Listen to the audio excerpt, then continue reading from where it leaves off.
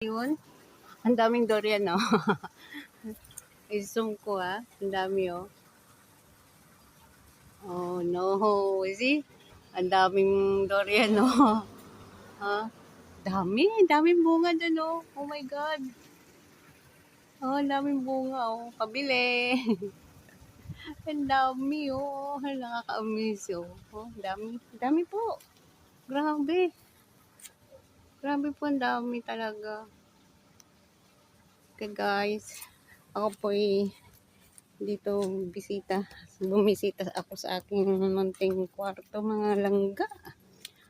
Ayan, kasi sumaglit na lang ako. Then may bibili lang ako mga lulutuin ko para mamaya po.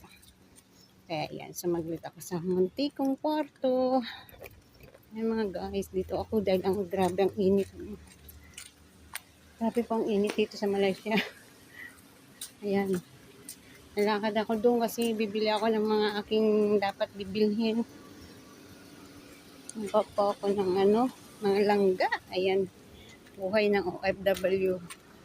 Kahit mainit, sige lang.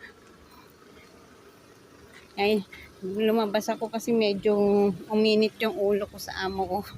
Kaya muna ako. Kunyari sabi ko, mamili ako ng mga bibilhin para lutuin bukas. Ayan guys.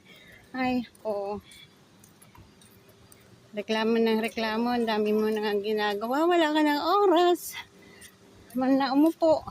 Ganito na nga lang ginagawa ko para makapag-vlog lang po ako mga kalangga, mga ka-OFW. Ganito na lang po ginagawa ko para ito na nga lang po ang aking mga ginagawang pag-vlog para po ako'y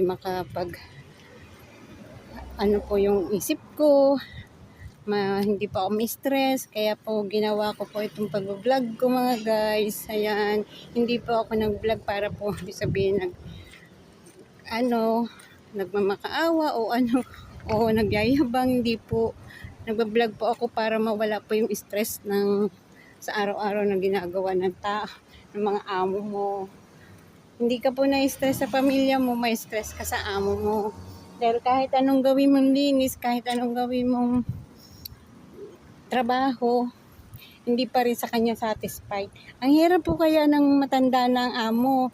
Ang dami pong niya. Kaya nagpapasensya na lang pag wala talaga ako. Pasensya ay wala. Kay